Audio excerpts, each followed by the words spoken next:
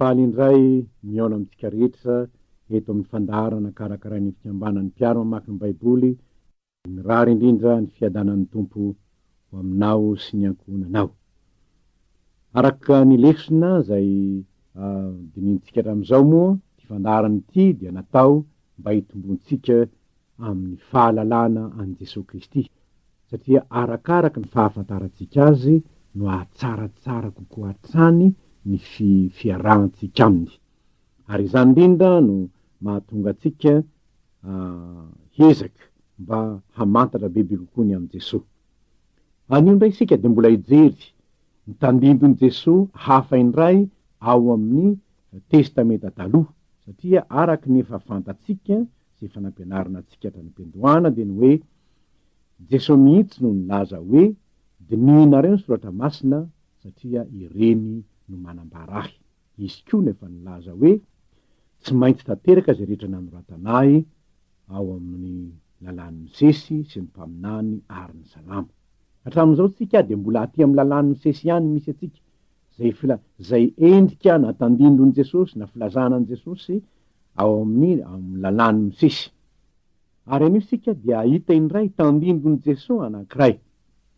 Ao amin'ny Genesis 7 no ahitantsika izany, ny andin'ny soratra masina andin'ny 1:20 amin'ny Genesis ka hatramin'ny 7:20 no vakintsika.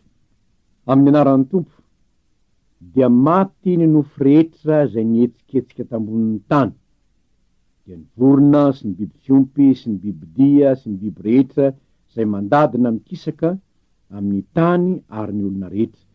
Izay rehetra nanapofinaina teo am-bavorony, avy tamin'izay rehetra teo amin'ny tany maina dia maty avokoa, ary naringana ny zavatra rehetra, ny zavatra velona rehetra zay tambonin'ny tany, hatramin'ny olona ka hatramin'ny biby fiompy sy ny zava-mandady na mikisaka ary ny voromanidina, dia naringana tsy ho amin'ny tany reny, ary Noa sy izay niara-ny toetra taminy tao anatin'ny Sambofiara ihany no sisa velona. Zava-nisy tamin'izany fotoan'izany dia simba ny tany teo anatrehan'Andriamanitra sady endoza, satria feno fahotana teo amin'izao tontolo izao. Hitan'i Jehova fa be ny faharatsian'ny olona tambonin'ny tany, ny fisainana rehetra avy amin'ny fony dia ratsy ihany isan'andro. Ary zany nahatapa-kevitra an'Andriamanitra handringana izao tontolo izao tamin'ny alalan'ny zafondrano. Zao anefa ny zavatra hita, misy lehilahy iray, Noa no anarany, lehilahy marina sady tsy nisy tsiny teo amin'ny olona niara-belona taminy, niara-nandeha tamin'Andriamanitra Noa. Izany ny zava-nisy, ny olona rehetra teto ambonin'ny tany ny fijerin'Andriamanitra azy ratsy foana ny fisainana isan'andro. Noa irery sisa, Noa ny lehilahy marina hitan'Andriamanitra.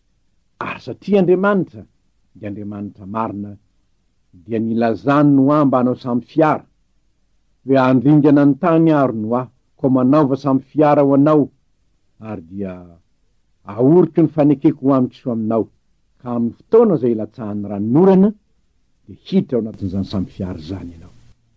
Dia nanao zany samby fiara zany Noa, nimezan'ny olona angamby izy tamin'izany, eny tendrombohitra ve na eny amin'ny tanàna tsy amoron'ny rano akory ianao no hanao sambo, dia higagan'ny olona ne zany.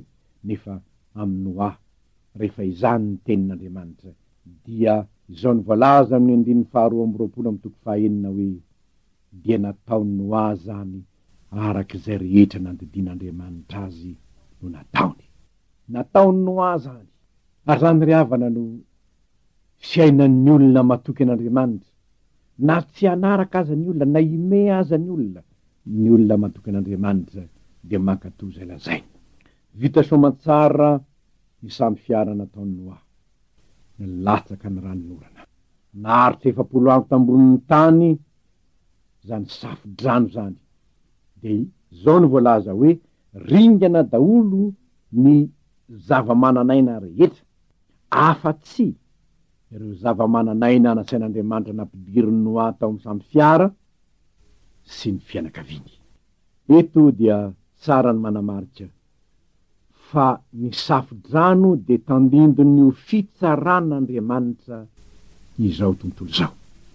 Ao amin'ny soratra masinao de voasoratra hoe antonitra ny andro zay manao ratsy de mbola ia-ratsy kokoa, zay manao marina aoka mbola ia-marina ihany, fa ho avy ny andro hilatsaka eto amin'izao tontolo zao ny fitsaran'Andriamanitra tahaky ny latsahan'ny ranonorana handevona ny nofo rehetra.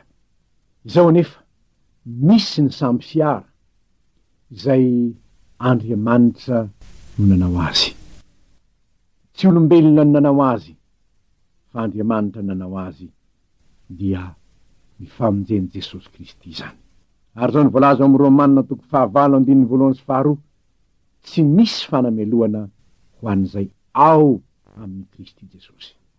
Ny olona ao amin'ny Kristy Jesosy ihany, ny olona miditra ao amin'ny samby fiaram-pamonjeny Jesosy Kristy tompo ihany, ny olona mino izany famonjeny Jesosy zany ihany, izany ihany ny olona ho afaka amin'ny fitsaran'Andriamanitra.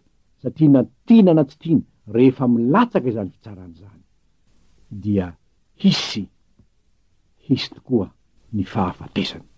Toy izao manko ny voasoratra ao amin'ny Apokalipsy, milaza zany fitsaran'Andriamanitra izany, ny fitsarana farany zay voalaza ny soratra masina.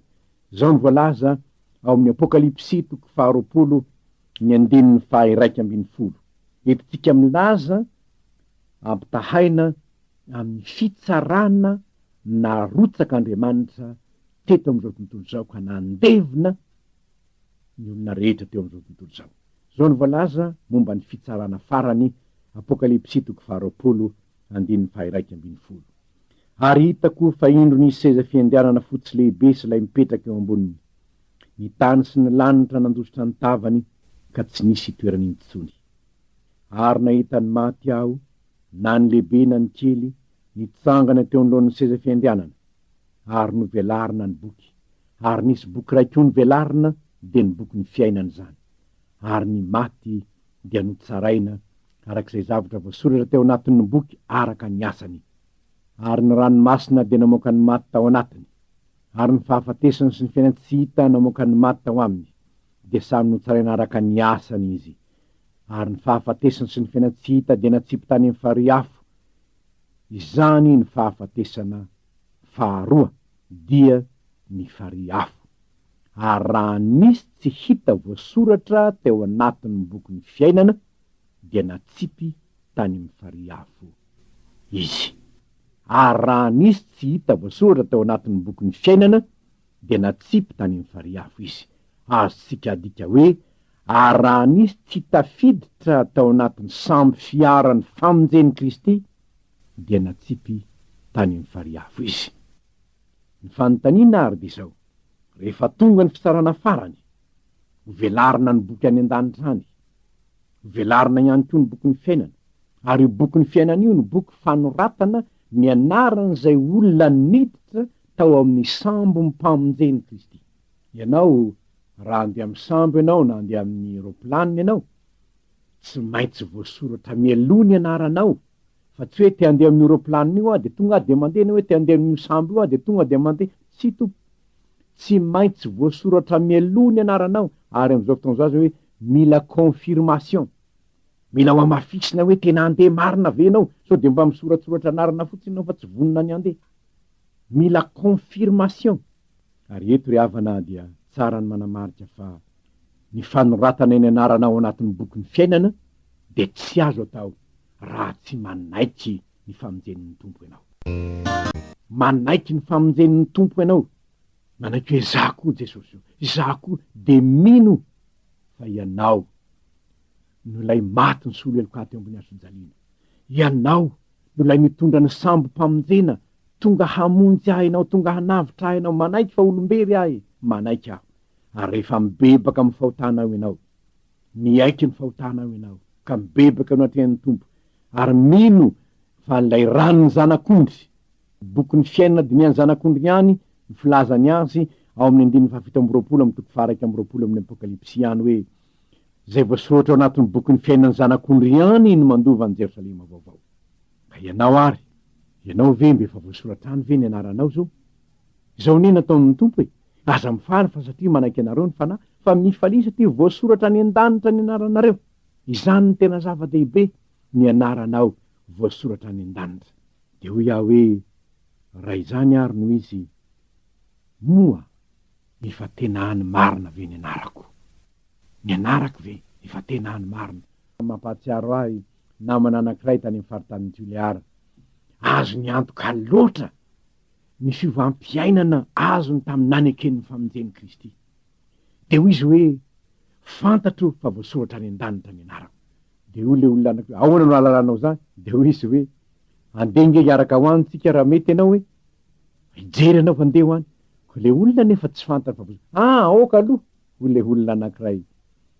Ry havana, ny azo antoka de zao, ny olona miditra ao amin'ny sambofiaran'ny famonjen'i Kristy, amin'ny finoana sy ny fandraisana ny Kristy, fandraisana ny fitiavan'i Kristy, fandraisana ny antson'i Kristy, fanekena ny nahafatesany teo ambony hazo-pijaliana hitondra famelan-keloka, fanekena fa izy ny vavahady hidirana ho any amin'ny ray, ary indrindra ny fanekena hiara-mandeha aminy no profo fa voasoratra any amin'ny bokin'ny fiainany anaranao. Ary efa voasoratra any ny anaranao, tafiditra ao anatin'ny Sambofiaram-pamonjen'i Kristy ianao zany, ka na hilatsaka aza ny fitsaran'Andriamanitra, na ho tonga aza ny fitsaran'Andriamanitra, tsy atahotra ianao satria hampitsikafona anao ilay famonjen'i Kristy. Satria ao anatin'ny famonjen'i Kristy ianao, ka tsy misy fanameloana ho an'izay ao amin'ny Kristy Jesosy, tsisy intsony fanameloana ho azy, tsy misy. Dia hoe ty tanora anankiray nanontany ahy hoe, hono aho izy, hono aho pasteur izy. Ka ny ahy zany na matahotra ihany aho satria sao de vonoinao amin'ny bokin'ny fiainana zany ny anarako.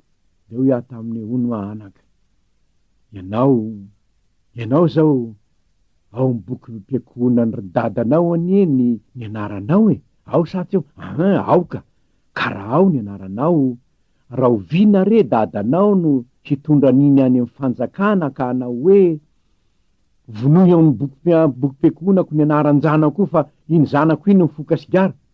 Zany ve ho aho? Fa inona no mahatonga ny anaranao voakosoka tao?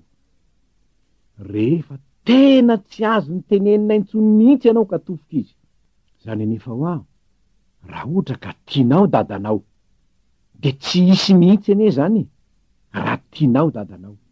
Satria zao, hankatony tenin'ny dadanao ianao, rehefa tsapanao ny fitiavan'ny dadanao, ny fahasairanany, ny karakaranao, ny manome anao ny zavatra rehetrarehetra, tsy hitsoska mihitsy ny anaranao ao ane izy.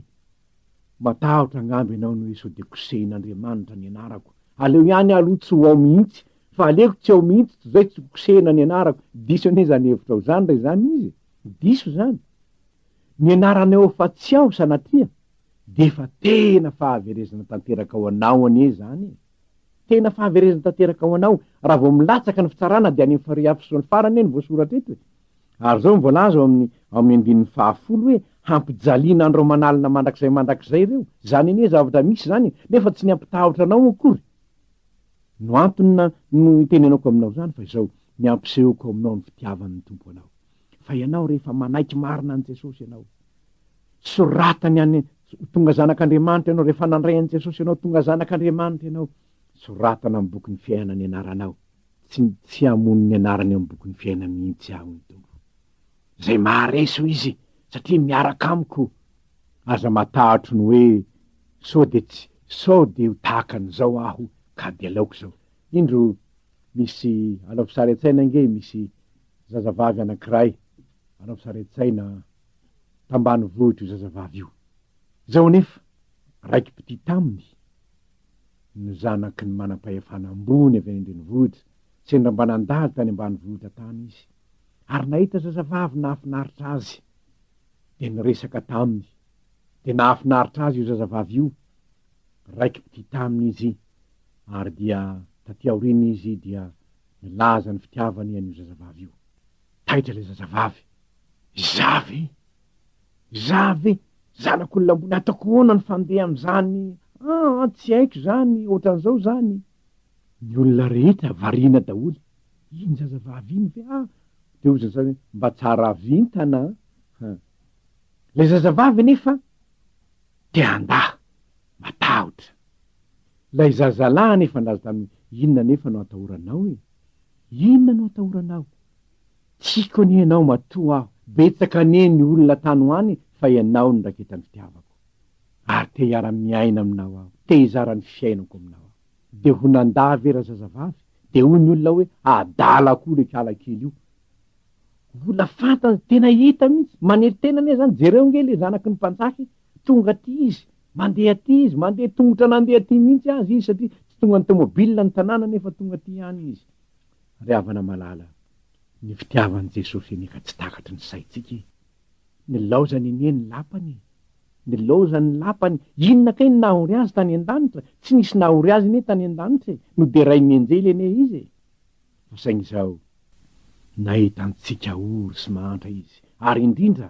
nahita fa simba ny tany ary ho levon'ny afy ty zao tontolo zao ity ho potiky ty zao tontolo zao ity mandalony ety ary ho savotry ny fahatezeran'Andriamanitra sy ny fitsaran'Andriamanitra zao tontolo zao de ho izy hoe andefa Sambofiara ny famonjena aho ka zay rehetra miditra ao de tsy misy fanameloana ho azy ary ianao koa de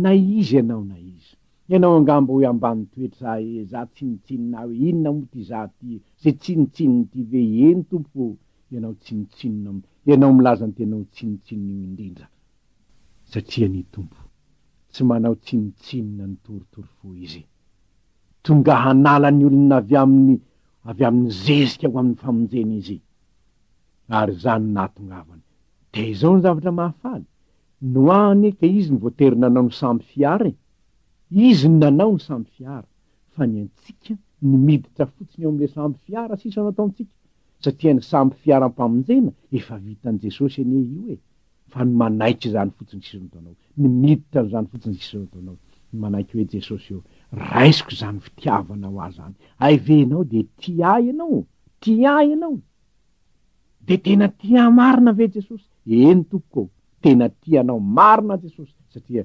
mbola tsy teto tany akory ianao de fa maty ny solovonanao teo ambony hazo fijaliana izy efa namboary no anao ny Sambofiaram-pamonjena ny angatahany aminao zany hoe midira anaka mankanesa ty amiko midira ato amin'ny Sambofiarako avia fa izaho ny mpamonjenao izaho ny tantana ny fiainanao ary zao ry havana ny zavatra mahafaly rehefa inoany niditra tao anatin'ilay Sambofiara izy menakavy tao tsy noany eno ny tanany famoliana le Sambofiara Andriamanitra no namily le Sambofiara naketsy sy nakeroa ary zany rehefa ianao no tena miditra ao amin'ny Sambofiaram-pamonjeny Jesosy de izy no mitantana ny fiainana mo tsy zao ny teniny hoe aza matahotra ianao fa mombanao aho ary zay merikerika foana fa izaho no Andriamanitra ao mitantana anao amin'ny tanana kavana ny fahamarinako aho mo tsy zany lazainy moa tsy izy no mibaiky ny fiainanao sy mitantana azy raha manaiky ianao ary izay ny zava-dehibe rehefa tafiditra ao anatin'ny Sambofiaram-pamonjena ianao dia ny anjaranao dia ny manaiky ny hotarian'ny tompo ary ny fomba fitariany ianao amin'ny alalan'ny teniny ihany rehefa ozy izy hoe aza manao an'izao de eny ary tompo tsy hanao an'izany aho rehefa ozy izy hoe izao no ataovy eny ary tompo rehefa ozy izy hoe aza mijangajanga eny ary tompo tsy jangajanga ahy aza mangalatra tsy angalatra ary ahy aza mandainga tsy andainga ary ahy ary rehefa miaina tahaka izany miaraka amin'ny tompo ianao de ho faly ianao mahita fa ho tanteraka aminao zay ireniny fonao miravoravo amin'ny Jehovah ianao de ho tanteraka aminao zay ireniny fonao ary izao koa no anankiray mahatadidy tantaran-tsambo sika Jesosy ane tao anatin'ny sambo kely ny mpianatra ozy Jesosy hoe andehitsika epita ho eny epita dia nandeha ny mpianatra zany hoe niainy ny tenin Jesosy izy kanjo no ampovoan-dranomasina nanonja ny ranomasina natahotra ny mpianatra nefa Jesosy tsy aiza akory ao anaty sambo kely ihany izy ary zay ny mahafaly ry havana rehefa ianao niditra ao anatin'ny sambo kely mpamonjeny Jesosy na mitopatopa aza ny aliny rano lay mahay mampitsahatra ny tafio-drivotra ny eny miaraka aminao e. Nitantaraina tao amin'ilay tantarain'ny mpitory-teny anankiray ny hoe zazavavy kely anankiray zanaka kapiteny Sambo izy io, de niaraka tam'le rainy izy nandeha tamin'ny sambo. Topatopa ny aliny rano teny ambony ranomasina teny, mikropaka ny olona. Le zazavavy kely nga taitra akory, tsy taitra akory izy. De nanontany azy ny matoloha, ary ianao tao tsy taitra nefa zao, de zao ny teny hoe mbola ao ve dada ny eny kapiteny e.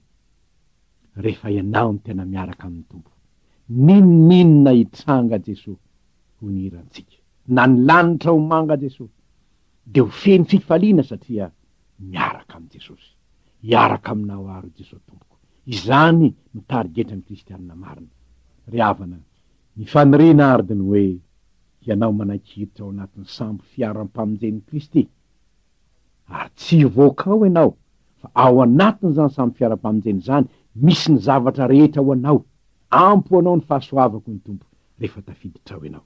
De tahaka ny Noamy anakavy tao anatin'ny sambofiara, koa na de naharitra ela aza ny rano nanako hoanina ihany izy, nanako tafiana ihany izy, tsisy zavatra nahory azy tao. Na inona mitranga ny ivelany sambofiaran'i Kristy.